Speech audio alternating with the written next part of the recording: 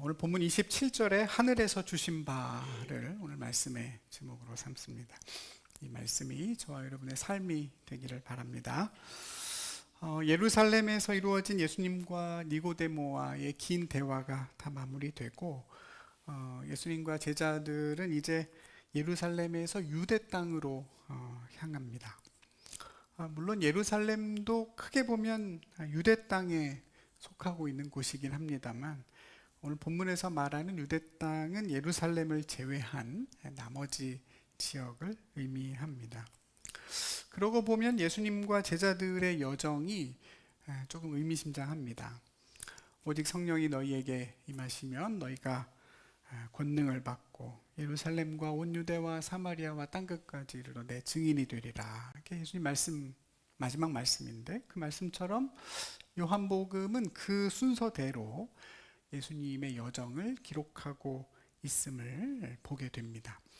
예루살렘에서 이제 온 유대로, 또 다음 주 4장에서는 사마리아로, 그리고 그 이후에는 갈릴리를 지나서 세상 끝 이방인들에게까지 복음의 지평이 점점 더 확장되어 갑니다.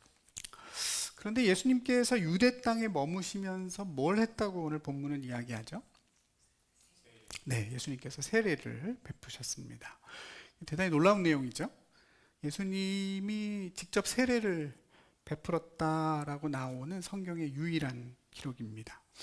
그러나 나중에 4장에 가서 보면 이때 세례를 베푼 것은 예수님이 아니라 예수님의 제자들이었음이 밝혀지죠. 예수님의 제자들 중, 초기 제자들 중에 상당수가 세례 요한의 제자들이었던 것을 감안하면 어느 정도 이해가 되는 일입니다.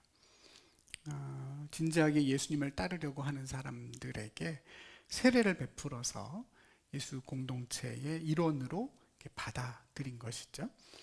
세례 요한에게 배운 대로 한 거예요. 제자들이 베풀었다고는 하지만 예수님께서 어느 정도 그 방식을 허용하셨던 걸로 보이고, 그러고 보면 예수님의 초기 사역이 얼마나 세례 요한의 사역과 밀접하게 연관이 있었는가 다시 한번 확인할 수 있습니다. 예수님께서 그렇게 유다 땅에서 세례를 베풀고 계셨을 때 그럼 세례 요한은 뭘 했느냐? 요한은 뭐 했죠? 요한도 세례를 계속 베풀고 있었습니다. 물이 많은 곳으로 유명한 에논이라는 장소에서 따로 세례를 베풀고 있었죠. 요한이 아직 옥에 갇히기 전이었다, 이렇게 24절은 친절하게 설명을 해주고 있는데요. 그러니까 세례 요한은 예수님이 자신에게 세례를 받고 공생애를 시작하신 이후에도 여전히 세례 베푸는 일을 멈추지 않았던 것입니다. 헤롯 안티파스에게 잡혀서 죽임을 당하기 전까지 세례 요한은 계속 자신의 사역을 이어가고 있었고, 그러다 보니까 예수님과 세례 요한이 동시에 사역을 하게 되는 그런 때가 존재하게 됐습니다. 두 분의 사역이 겹치는 일종의 과도기라고 할 수 있겠고, 오늘 본문의 전체적인 흐름으로 보면 두 분의 사역의 장소가 그렇게 멀리 떨어져 있지 않았던 것으로 보입니다. 누군가의 눈에는 경쟁 아닌 경쟁으로 보였겠죠? 예수님의 제자들도 세례를 베풀었다 보니까 더 그런 인상이 강했을 것입니다. 이런 상황에서 요한의 제자들과 한 유대인 사이에 논쟁이 벌어집니다. 정결 예식에 관하여, 그러니까 사람을 깨끗하게 하는 그런 예식에 관해서 논쟁을 한 것인데요. 그 자세한 내용이 오늘 본문에 나오지는 않습니다만 그 변론 이후에 요한의 제자들이 예수님에 관해서 요한에게 물어보는 걸로 봐서는 이 논쟁 또한 예수님과 무관하지 않았음을 알 수가 있습니다. 제 생각에는 이런 논쟁이었을 것 같아요. 이미 율법 안에 정결의 예식이 들어가 있는데 왜 굳이 세례를 베풀어야 되느냐, 율법으로 충분한데 왜 세례를 베푸느냐, 이렇게 따졌을 수도 있겠고, 예수라는 사람도 세례를 베풀고 있던데 요한 당신들의 세례와 뭐가 다르냐, 요즘에는 예수가 대세인 것 같던데 예수의 세례와 요한의 세례가 뭐가 더 세냐, 뭐 이런 논쟁이 아니었을까 싶습니다. 아무튼 그 논쟁이 끝나고 세례 요한의 제자들이 스승에게 이야기하죠. 랍비여, 선생님과 함께 요단강 건너편에 있던 사람, 선생님께서 세상의 죄를 지고 가는 하나님의 어린 양이라고 증언하던 사람이 저기서 세례를 베풀고 있는데 사람들이 다 그에게로 가고 있습니다. 이렇게 얘기를 합니다. 뭔가 속상하고 답답한 마음이 담겼죠? 예수라는 사람에게로 갑니다. 이렇게 했으면 될 텐데 예수란 이름은 얘기 안 해요. 그냥 선생님과 함께 있었던 사람, 선생님이 증언하시던 자, 이렇게 굳이 풀어서 얘기하는 건 왜 그러겠어요? 마음이 별로 안 든다는 얘기고, 예수라는 사람이 결국은 세례 요한의 덕을 봤다. 그래서 거기까지 지금 이르게 된 거 아니냐 하는 의도가 담겨 있습니다. 어떻게 그럴 수 있냐는 거죠? 요한에게 세례 받고 간 사람이 어떻게 또 세례를 베풀어서 사람들을 모으는 것인지, 그것도 가까운 유대 땅에서 그러고 있으니까 요한의 제자들 입장에서 마음이 썩 좋을 리가 없습니다. 하려면 좀 멀리서 하든가, 갈릴리 같은 데 가서 하든가 그래야 되는데 자꾸 이쪽에서 하니까 사람들이 그쪽으로 몰려가게 되고, 이런 걸 세상말로 상도덕에 맞지 않는다, 그렇게 얘기합니다. 상도덕, 그러니까 생각나는 게 저희 교단 규정에도 보면 그런 내용이 있습니다. 교회를 세울 때 기존의 저희 통합 측 교회와 최소한 500m 이상 떨어져 해야 합니다. 500m 이내에 교회를 세우면 그 설립이 취소가 됩니다. 500m 밖에 세울 때에도 교단 불문하고 근처에 있는 교회 여러 곳에 직접 찾아가서 일종의 양해를 구하고 설립 동의서를 받아서 교단에 제출해야 됩니다. 복잡하죠? 저희가 구로에 교회가 있을 때 처음에 이제 교회를 그쪽으로 옮기면서 근처에 우리 교단 교회가 어딨나 찾아봤더니 정확히 640m 거리에 저희 교단 교회가 있었습니다. 아슬아슬했죠? 떨리는 마음으로 찾아갔죠. 혹시 왜 이렇게 가까운데 교회를 새로 하냐 이럴까봐 찾아갔는데, 다행히 목사님이 아주 좋으신 분이었어요. 열심히 해보라 이렇게 격려하시면서 기도도 해주시고, 나중에 제가 돌아갈 때는 봉투를 주시면서 가서 사모님이랑 고기도 맛있게 한번 먹어라 이렇게 주신 기억이 납니다. 주변에 큰 교회 두 곳이 있었죠. 그 교회도 찾아가서 동의서를 받아야 됐는데, 큰 교회는 보통 담임 목사님이 안 만나주죠. 그냥 사무실에 가서 도장 받아가라 그래서 나왔던 기억이 납니다. 아무튼 여러분, 이런 규정이 또 이런 예의가 다 세상 사는 최소한의 예의이고 배려죠. 세례 요한의 제자들 보기에는 예수님이 지금 너무 심한 거죠. 그냥 우리가 이게 남의 얘기처럼 하고 있지만 세례 요한과 그 제자들 입장에서 볼 때는 너무 마음이 아픕니다. 세례 요한의 제자들, 예수님의 제자들 중에 상당수가 세례 요한의 제자였고 본인들 동료였잖아요. 지금 누구 덕분에 그렇게 된 건데 적어도 상도덕은 좀 지켜야 되는 게 아닌가 서운하고, 또 내가 사랑하고 내가 존경하는 스승이 자꾸만 쇠락해 가니까 그걸 보는 마음이 너무나 안타까울 수밖에 없습니다. 근데 정작 세례 요한은 뭐라고 대답합니까? 하늘에서 주시지 않으면 사람이 아무것도 받을 수가 없다. 이건 다 하나님이 허락하신 일이다. 나는 그리스도가 아니요 그분 앞에 보내심을 받은 자라고 내가 하지 않았냐? 이제 그걸 증언할 사람들이 너희들이다. 그분은 신랑이고 나는 그분의 친구일 뿐이다. 그는 흥해야 되고 나는 쇠해야 한다 이야기합니다. 그는 흥해야 되고 나는 쇠해야 된다. 이게 참 기막힌 얘기입니다. 여기 흥하다라는 동사를 사전에서 찾아보면 증가하다, 점점점 커져가다라고 나오고, 쇠하다라는 동사의 사전적 의미는 감소하다, 점점 작아지다 그런 뜻입니다. 마치 달이 점점 차오르고 또 점점 기울어 가는 것처럼 점진적인 변화를 뜻하는 단어들입니다. 그러니까 지금 이 상황에 대한 세례 요한의 인식이 명확하게 드러나요. 그러니까 예수님이 등장하셨으니까 세례 요한이 곧바로 사라지는 게 아닙니다.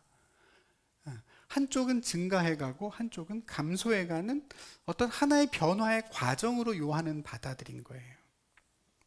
점점점 줄어드는 걸 페이드 인, 페이드 아웃이라고 그러죠. 그러니까 예수님은 조금씩 더 흥해져 가시고 자기는 조금씩 쇠해져 갑니다. 두 분이 함께 사역하는 그 과도기의 기간이 그래서 존재하게 된 겁니다. 예수님이 사역을 이미 시작했는데 요한은 자기에게 주어진 부르심을 내려놓지 않았습니다. 아직 내 사역이 남아있다고 생각했기 때문이고, 그래서 사람들이 박수 칠 때 떠나면 좋은데 그럴 수가 없었던 거예요. 얼마 전에 삼성의 오승환 선수가 그 은퇴를 했죠. 그 은퇴식에서 했던 말이 저는 참 마음에 오래 남았는데요. 그런 얘기를 하더라고요. 어떤 사람은 박수 칠 때 떠나라고 그러는데 저는 끝까지 박수를 받기 위해 노력한 제 길에 후회가 없습니다. 그럽니다. 멋있죠, 여러분? 박수 칠 때 떠나는 게 좋은데 자기는 그 박수를 끝까지 받기 위해 노력한 그 길을 후회함이 없다 그래요. 근데 요한은 다른 이유로 은퇴를 못합니다. 사람들이 아직도 예수님이 누구신지를 모르고 있고 또 예수님에게는 여전히 자신의 증언이 너무나 필요합니다. 억울해하고 있는 제자들에게 이 증언을 계속 이어가라고 당부도 해야 되죠. 결국 요한이 언제 은퇴하죠? 네, 감옥에 갇혀 목이 잘려 죽을 때 은퇴하게 됩니다. 여러분, 내가 쇠하여 가는 거, 그 참 기분이 별로 좋지 않은 것인데 나보다 더 훌륭한 사람과 후임자와 같이 이렇게 일을 하면서 계속 비교를 당하는 건 참 인간적으로 괴로운 일입니다. 그렇지 않습니까? 나중에 저희 교회에 만약에 저 다음에 어떤 목사님이 담임 목사로 오시게 됐는데 이분이 정말 모든 면에서 다 훌륭하고 또 탁월한 분이 오셔서는 교회에 적응을 해야 되니까 한 6개월 정도 저랑 같이 목회를 하면 어떻겠느냐. 그래서 저랑 돌아가면서 설교도 하고 계속 제가 그분에게 비교를 당한다 그러면 생각만 해도 끔찍합니다. 예수님이 사역을 시작하셨어요. 그럼 요한은 그냥 물러나는 게 최고 아니겠습니까? 난 그냥 사라지는 게 답입니다. 페이드 아웃, 천천히 사라지는 게 아니라 단박에 사라져야죠. 그렇지 않습니까? 그래야 비교도 덜 당하고 또 뭐 예수님과 경쟁한다는 오해도 안 받을 수 있고 여러모로 깔끔합니다. 만약 요한이 그렇게 자기 사역을 마무리했다면 혹시 그 허망한 죽음도 피할 수 있었을지도 모르겠죠. 근데 요한은 그러지 않았습니다. 예수님께서는 그리스도시고 자신은 그분 앞에 그분을 증언하면서 그분의 길을 예비하기 위해 보냄을 받은 사람이라고 확신하고 있기 때문입니다. 아직 주님의 길이 예비가 다 안 됐다는 거죠. 예수님의 사역이 시작이 됐지만 요한이 보기에 아직 세상은 예수님을 맞이할 준비가 덜 됐습니다. 그러니 예수님 앞에서 그 길을 준비해야 하는 자신의 부르심도 여전히 끝나지 않은 거죠. 저는 요한이 예수님의 제자가 되는 게 제일 좋은 거 아니었나? 이런 생각도 합니다. 그렇지 않습니까? 근데 요한은 그러지 않죠. 자신은 예수님의 뒤에서 그분을 따르는 사람이 아니라 예수님 앞에서 그분의 오실 길을 예비하는 사람이라고 확신했기 때문입니다. 자기에 대한, 자기 사명에 대한 본인의 인식이 그만큼 명확했습니다. 이런 요한의 확신이 잘 드러나는 아주 흥미로운 비유 하나가 오늘 29절에 나옵니다. 신부를 취하는 자는 신랑이니 서서 신랑의 음성을 듣는 친구가 크게 기뻐하나니 나는 이런 기쁨으로 충만하다. 세례 요한이 이야기합니다. 그러니까 세례 요한의 인식이 압축되어 있는 구절이라고 볼 수 있겠죠. 예수님이 이 땅에 오신 지금의 상황을 세례 요한이 어떻게 바라보고 있는지 또 거기서 자기는 어떤 역할을 맡고 있는지 요한의 생각이 명확히 드러납니다. 예수님은 이 땅에 그 백성의 신랑으로 오셨습니다. 신랑과 신부가 혼인을 통해 하나가 되듯이 하나님이 그 백성과 연합하기 위해 이 땅에 오신 것이고, 이제 그 혼인 잔치가 시작되고 있다, 요한은 이해하고 있습니다. 이건 구약의 선지자들이 예언했던 내용이기도 하고 또 예수님이 하신 말씀과도 정확히 일치합니다. 예수님의 첫 기적이 뭐였죠? 가나 혼인잔치였죠? 예수님이 내가 누구인지, 왜 이 땅에 오셨는지를 명확히 드러내셨습니다. 천국을 혼인잔치에 비유하신 것도 여러 번입니다. 왜 당신의 제자들은 금식하지 않습니까? 물어봤을 때 예수님은 신랑이 함께 있는데 무슨 금식을 하느냐, 신랑을 빼앗길 때가 곧 올 텐데 그때 금식할 거다 그랬습니다. 예수님이 신랑이고 그 백성이 신부라고 직접 말씀하셨죠. 근데 여기서 요한의 역할이 중요하죠. 세례 요한은 자기를 이 결혼식에서 누구라고 생각한다고요? 신랑의 친구이자 서서 신랑의 음성을 기다리는, 누구를 뜻하냐면 신랑의 들러리라고 생각을 합니다.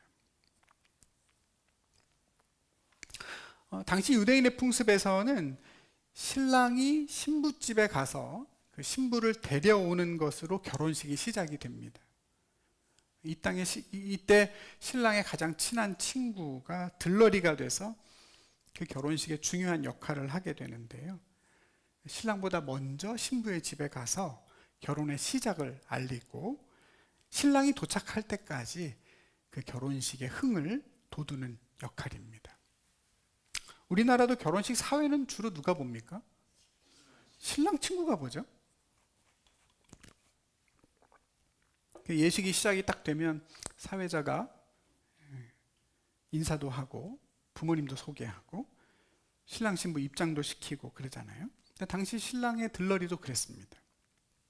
신랑이 도착하기 전에 그 결혼식의 분위기를 한껏 고조시키기 위해서 본인이 축사도 하고 축복의 기도도 하면서 또 노래도 하고 연주도 했다고 그래요. 그러니까 뭐 축사에 축가 다 도맡아서 한 거죠. 그러니까 지금의 사회자보다 훨씬 더 많은 역할을 했습니다. 당연히 그 친구는 신랑이 오기를 기다리겠죠? 빨리 오기를 기다립니다. 마침내 신랑이 도착하고 그의 음성이 들리면 누구보다 크게 기뻐합니다. 신랑과 그 가족을 신부와 하객들에게 잘 소개하고 물러나면 됩니다. 자기에게 쏠려있던 사람들의 이목이 신랑에게 향하는 걸 보면서 이 친구가 실망할까요? 좋아하겠죠? 전혀 실망하지 않을 겁니다. 신랑을 사랑하는 친구이자 이 결혼식에 가장 깊이 관여하고 있는 사람으로서 이보다 더 설레고 좋은 일이 없습니다. 세례 요한이 지금 그 기쁨으로 충만하답니다. 신랑에게로 사람들의 관심이 쏠리고 자신은 조용히 물러나는 그 기쁨이 넘칩니다. 내가 쇠하고 신랑이 흥하는 건 당연한 일이죠. 내가 누구인지, 내가 어떤 역할을 맡았는지 아는 사람의 기쁨입니다. 기다리던 신랑이 도착했는데 들러리 친구의 마음이 불편하다면 그건 조금 이상한 일이죠. 신랑이 왔음에도 불구하고 들러리가 계속 관심을 받는다면 그건 뭔가 문제 있는 결혼식입니다. 결혼식에 가는 신부 친구들이 신부보다 너무 예쁘게 하고 가면 안 된다면서요? 하얀색 드레스를 입고 아주 예쁘게 하고 가면 민폐가 된다고 그러죠. 신랑보다 사회자가 더 스포트라이트를 받으면 안 됩니다. 가끔 뉴스에 보면 그런 얘기 나오잖아요. 어느 결혼식 사회를 유재석이 봤다더라. 어느 결혼식 축가를 성시경이 불렀다더라. 신랑 신부는 관심이 없어. 그러면 곤란한 일입니다. 더군다나 신랑의 들러리가 신부의 관심을 받아. 신랑이 왔는데 신부가 신랑을 보는 게 아니라 계속 신랑의 친구에게 시선이 가 있다면 이건 곤란한 게 아니라 막장이 되는 거죠. 여러분, 요한이 그런 마음이에요. 신랑도 흥하고 나도 흥할 수 있는 그런 상황이 아닌 거죠. 이미 결혼식이 시작이 됐고 신랑이 도착했어요. 신랑은 흥해야 되고 자신은 쇠해야 합니다. 더 이상 내가 사람들의 주목을 받는 일이 있을 수 없죠. 나는 들러리이지 신랑이 아니기 때문입니다. 실제로 오늘 본문 이후에 더 이상 세례 요한은 요한복음에 나오지 않습니다. 오늘 본문이 요한의 마지막 모습이 되는데요. 내가 누구인가, 또 내가 어떤 부르심을 받았는가를 명확히 깨달았던 요한은 그렇게 신랑의 친구의 기쁨으로 충만한 채 조용히 무대 뒤로 사라져 갑니다. 여러분, 세례 요한이 어떻게 그렇게 물러날 수 있었을까? 자기 제자들이 자꾸만 그렇게 충동하는데도 불구하고 왜 요한은 끝까지 자신의 자리를 지키고 흥해가는 예수님을 보면서 계속 기뻐할 수 있었을까? 그 이유가 명확하죠? 예수님이 누구시고 또한 자기는 누구인가? 내가 어떤 부르심을 하나님께 받았는가? 그걸 명확하게 알고 있었고 그것을 끝까지 놓지 않았기 때문입니다. 그는 흥해야 되고 나는 쇠해야 된다는 말은 그냥 단순히 나 자신을 낮추거나 비하하는 그런 겸손의 표현이 아닙니다. 예수가 누구인지를 아는 사람, 그리고 내가 누구이고 내가 하늘로부터 어떤 것을 받았는지를 아는 사람의 담대한 확신입니다. 지금 요한은 억지로 예수님을 높이고 자기를 낮추는 게 아닙니다. 힘들게 이 상황을 견디는 게 아니죠. 기뻐합니다. 신랑의 음성을 듣는 친구의 기쁨으로 충만하죠. 예수가 누구인지를 알고 내가 어떤 부르심을 받았는지 아는 것, 그보다 더 큰 자유와 기쁨이 없는 것입니다. 오늘 본문의 마지막 단락이죠, 여러분. 31절부터 36절까지 요한이 그 제자들에게 예수님에 관해서 증언하는 내용을 보면 예수님에 대한 세례 요한의 이해가 얼마나 깊고 정확했는지를 알 수 있습니다. 여러분, 나중에 댁에 돌아가셔서 그 마지막 단락을 다시 한번 읽어보셔도 좋겠어요. 그걸 보시면 아시게 될 텐데요. 그 내용이 마치 앞에서 예수님이 니고데모에게 하셨던 말씀, 그 내용을 요약해 놓은 것과 같습니다.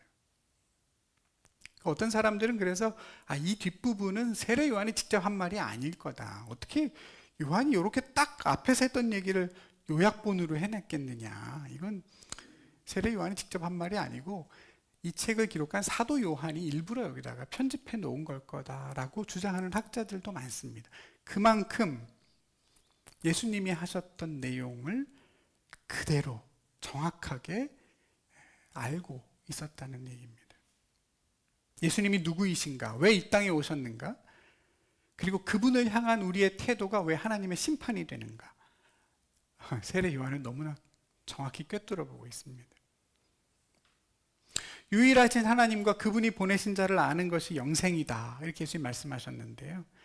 아마 이 정도면 그 영생을 제일 먼저 누렸던 사람이 바로 요한이라고 해도 과언이 아닐 것 같습니다. 하나님을 알고 그분이 보내신 자를 알고 또 자기가 누구인지를 알고 그 부르심에 끝까지 충성했으니 누구보다 하나님의 생명을 깊이 누렸을 것입니다. 사랑하는 성도 여러분, 오늘 이 세례 요한의 모습을 이렇게 보면서 우린 내가 누구이고 내가 하나님께 뭘 받았는가를 아는 그것이 우리의 삶과 신앙에 있어서 얼마나 중요한 일인가를 다시 한번 생각해 보게 됩니다. 제자들이 요한에게 사람들이 다 예수에게로 몰려갑니다, 이렇게 푸념했을 때 요한이 제일 먼저 제자들에게 했던 말이 있죠. 만일 하늘에서 주신 바가 아니면 사람이 아무것도 받을 수가 없다 그랬습니다. 너무 뻔한 얘기 같은데 너무나 중요한 얘기죠. 여러분 한번 저를 따라해 보시겠어요? 만일 하늘에서 주신 바 아니면 사람이 아무것도 받을 수 없느니라. 여러분 이 한마디에 우리 신앙의 핵심이 담겨 있죠. 요한은 지금 예수님이 받고 있는 어떤 영광이나 명성, 또 그 전에 자기가 받았던 인정과 칭찬, 이런 모든 것들이 어떤 사람의 실력이나 노력의 결과물이 아니라 하나님이 주신 것이다 하는 고백을 합니다. 하늘에서 주신 바가 아니면 사람은 아무것도 받을 수가 없다.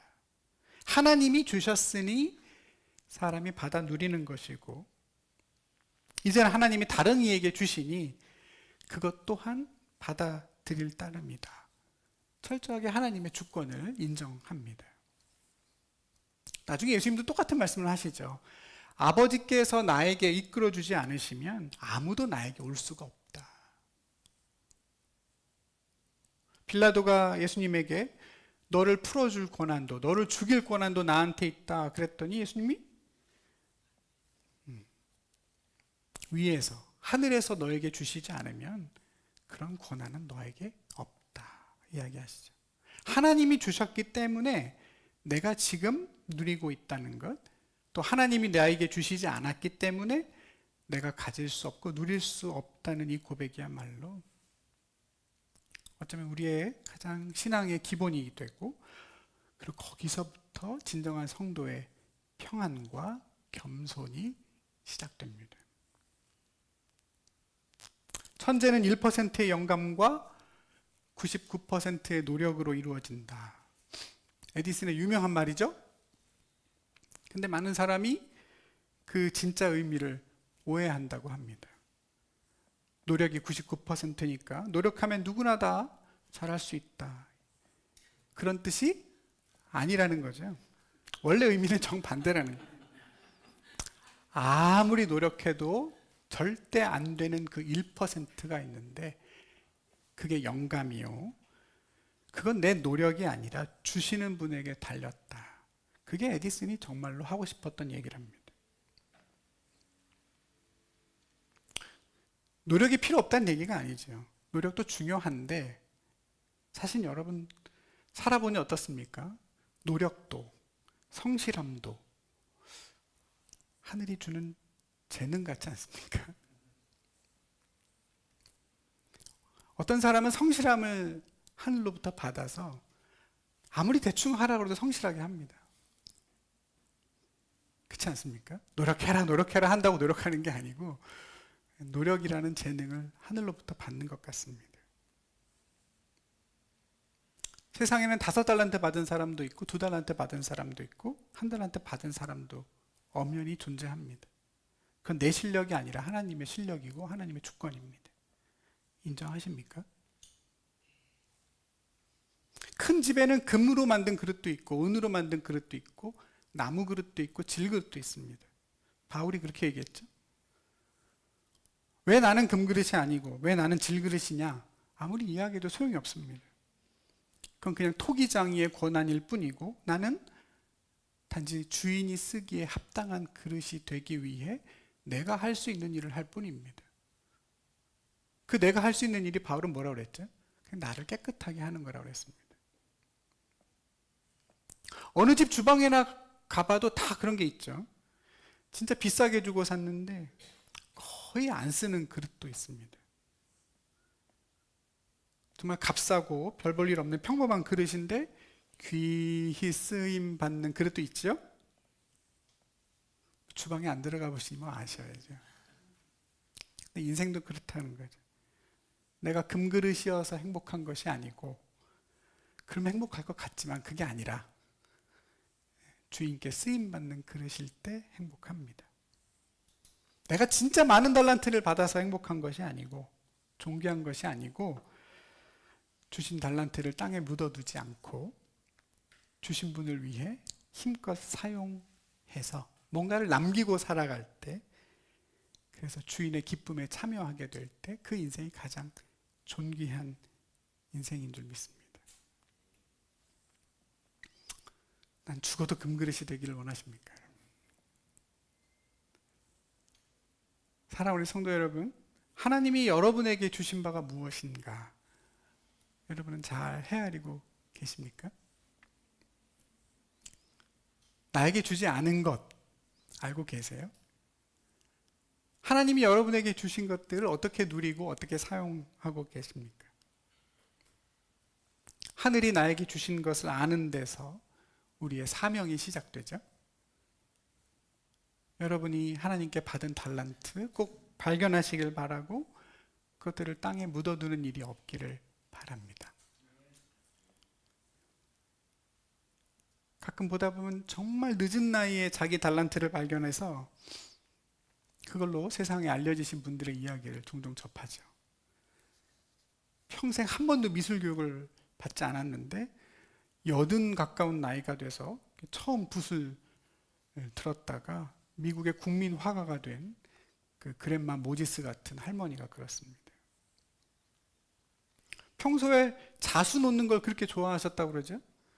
근데 나중에 손가락에 관절염이 생겨서 더 이상 자수를 놓을 수가 없으니까 그럼 붓이나 한번 들어봐야겠다 해서 붓을 들고 그림을 그렸는데 글쎄 천재적인 재능을 발견하게 됩니다. 여러분 그런 분들 얘기를 이렇게 듣다 보면 한편으로는 늦게라도 발견했으니까 다행이라는 생각이 들면서도 그런 기회를 끝내 얻지 못하고 평생 하늘이 주신 것을 발견하지 못하는 경우도 많겠다 하는 생각 때문에 가슴이 철렁합니다.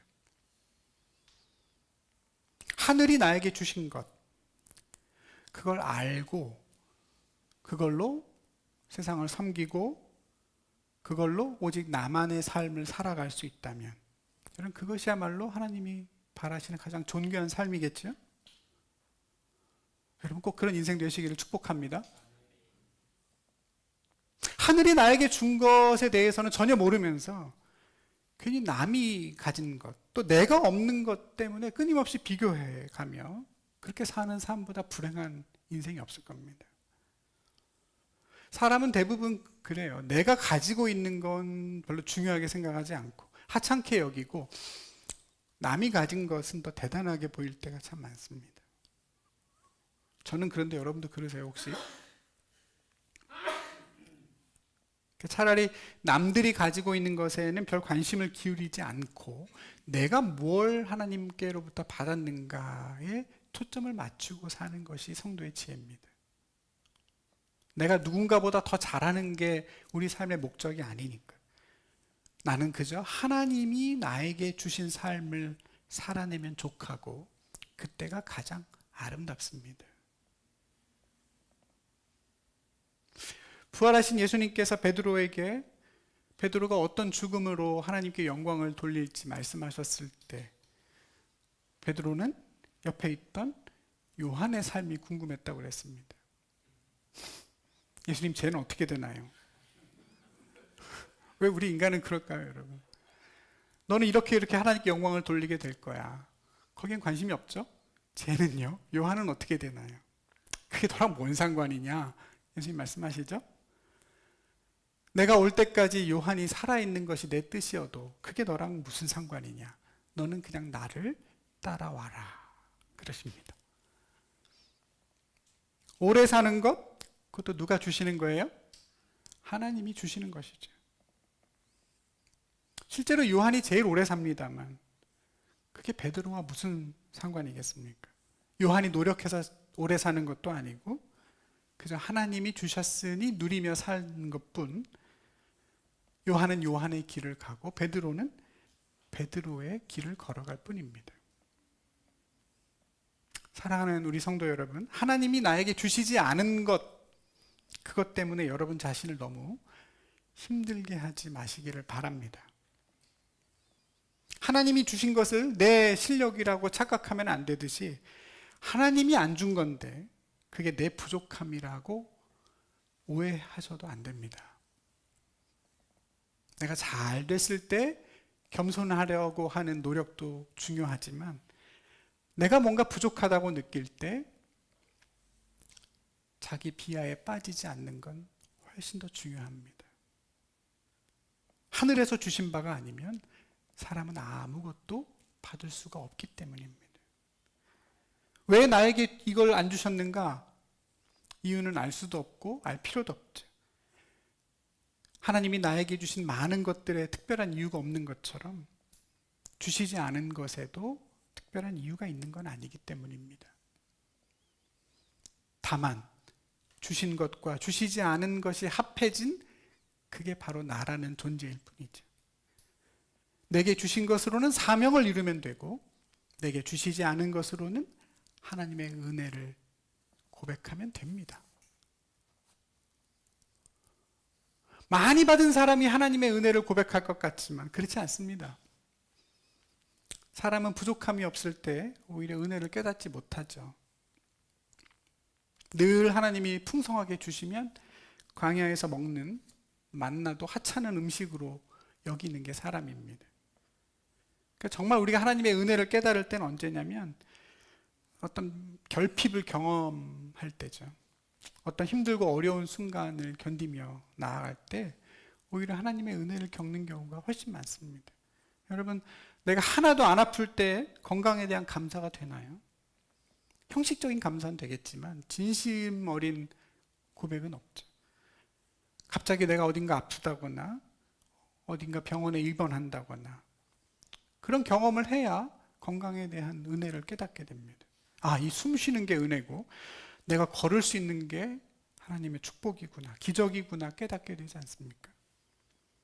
하나님이 많은 걸 주신 사람이 은혜를 누리고 감사하며 살 것 같지만 그렇지 않습니다. 적게 받은 것처럼 보이는 사람이 더 하나님의 은혜를 많이 알고 더 많이 감사하고 더 깊은 은혜를 고백하며 사는 경우가 얼마나 많은지 모릅니다. 우린 그저 감사하는 만큼 딱 그만큼만 누리고 살아갈 뿐이죠. 받은 만큼이 아닙니다. 감사한 만큼 누려지는 것이 우리 인생이라는 것을 알고 날마다 나에게 주신 것을 헤아리며 사는 지혜가 필요합니다. 나도 흥하고 주님도 흥하면 제일 좋겠지만 나는 쇠하는데 주님이 흥하는 그런 순간이 올 때가 있다는 걸 우린 기억하면서 살아야 됩니다. 내가 신랑이 아님을, 내 삶을 통해, 나를 통해 영광을 받아야 할 분이 계시다는 사실을 기억하는 것이 여러분 중요하고, 주님을 위해서라면 내가 꼭 흥해야 된다는 마음을 내려놓는 게 필요합니다. 하나님이 여러분에게 주신 것, 그게 무엇인지 꼭 찾고 누리며 사시기를 다시 한번 진심으로 축복합니다. 꼭 발견하십시오. 관절염에 걸리면 붓을 들어봐야죠. 나이 불문하고 하나님이 나에게 주신 것을 찾는 것에서 사명이 시작됩니다.